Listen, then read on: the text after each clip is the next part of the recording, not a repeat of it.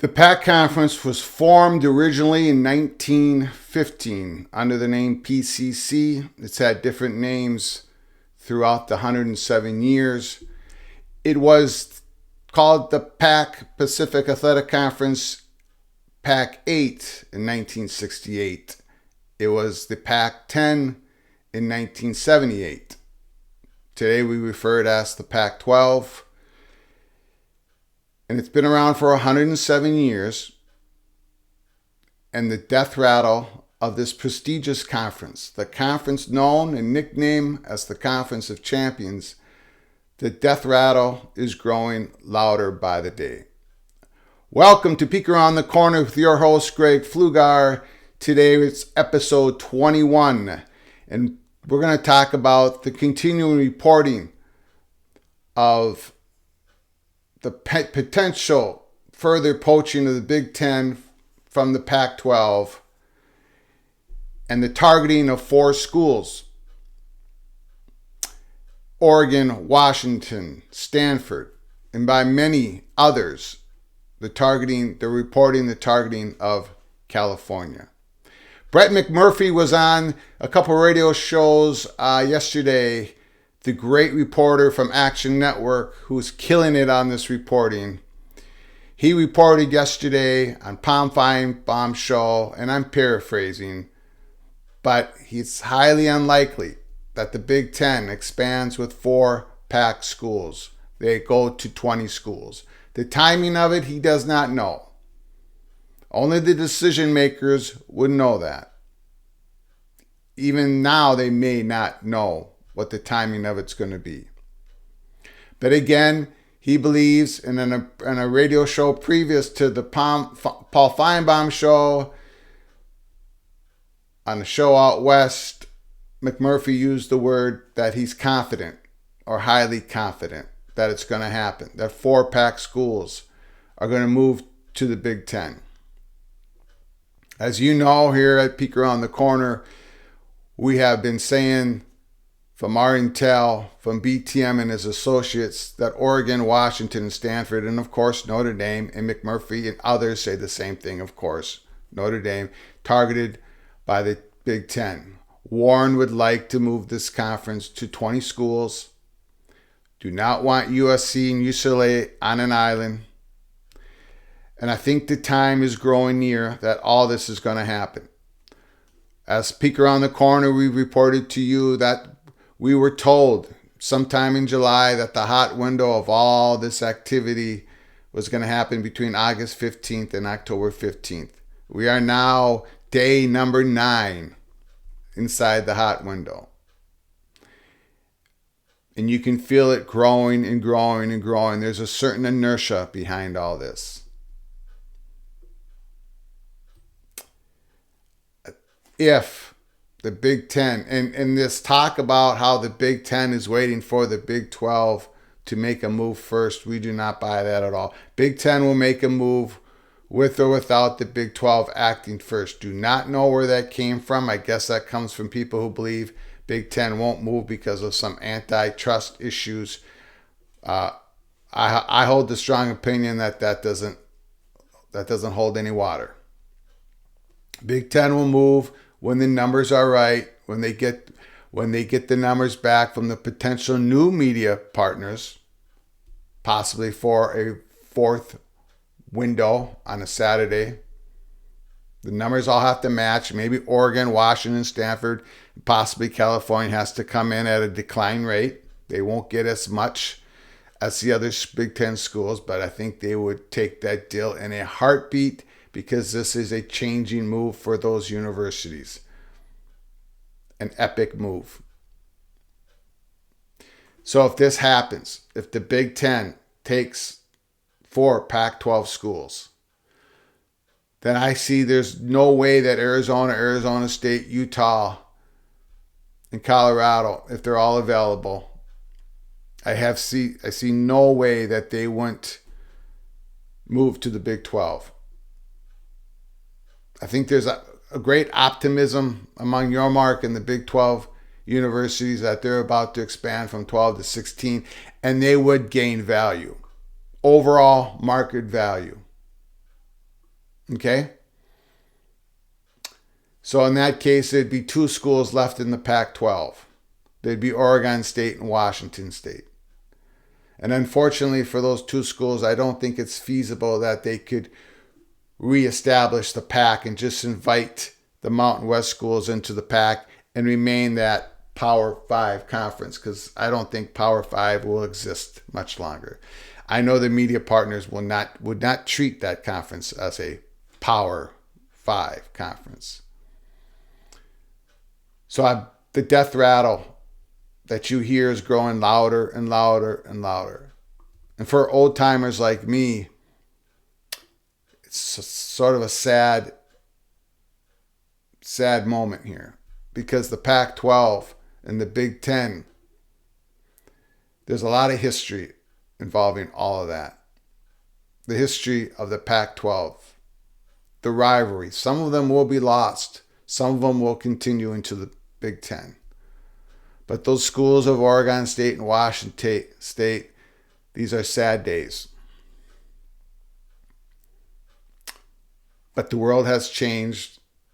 If you go back to our first episode on Peek Around the Corner, if you haven't seen that yet, go watch it. It's sort of our manifesto of why everything is happening the way it is in college sports. The death rattle is growing. And changes, we think they're coming real soon. We know that the Pac-12 is in negotiations with the media partners, with ESPN, pretty much, for a new deal. Kliakoff, the commissioner. But those media partner, or ESPN, they know what's percolating in Big Ten country. Kevin Warren knows all this. I think it's going to move a lot quicker than other people are reporting, even inside our hot window of August 15th to October 15th. I think things are moving swiftly. So it's a big moment in college sports. It's a big moment for the Big Ten to grow to 20 schools, a super conference. That's going to be hard to manage as the years go on. They're going to have to make sure that fractures don't occur. Remember, realignment never sleeps. But this is going to be a super conference with a whole lot of power. And it's going to be an epic day for those Pac-12 schools to join the Big Ten. The media money will the total media money will be eventually there for all those schools.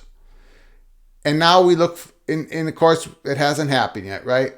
It hasn't officially happened yet. But on this show, we're going to talk about everything. And we're going to talk about what the future of a Big Ten 20 schools would look like. So that's what I did. I threw out a tweet this morning showing my take on what the 3 permanent rivals would be for each of those 20 Big Ten schools. So let's take a look at it. Completely, fully, 100% total speculation on my part. I'm guessing. The chances of me being right on these permanent rivals is 0.000000001%. And I may be giving myself too great a chance of getting this right. Okay, let's take a look at it. Basically, from a 20-school conference, I just, again, guessing, speculation, 3 permanent rivals. It could be 4 permanent rivals. I put this out there because I wanted people to think about it, lay down what they think what would happen. And on the next live show, I want you all to come with me with your takes. And I'll even read some of your tweets on what you think a scheduling a 20-team Big Ten conference and their permanent rivals would look like.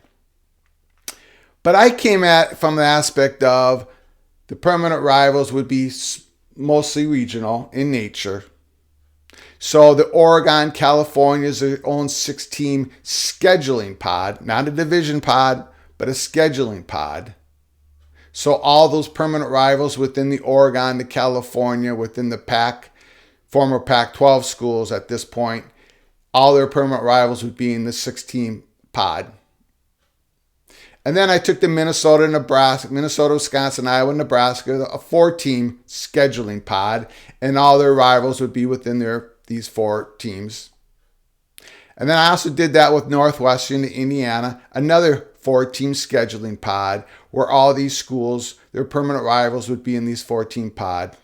And then I took the Michigan State down to Maryland, Michigan State, Penn State, Ohio State, Michigan, Rutgers, Maryland, and I did a 6-team scheduling pod, where every one of these schools, their 3 permanent rivals would be within these 6 schools. And, if you take a couple of these, like Michigan State, okay, let me circle back here.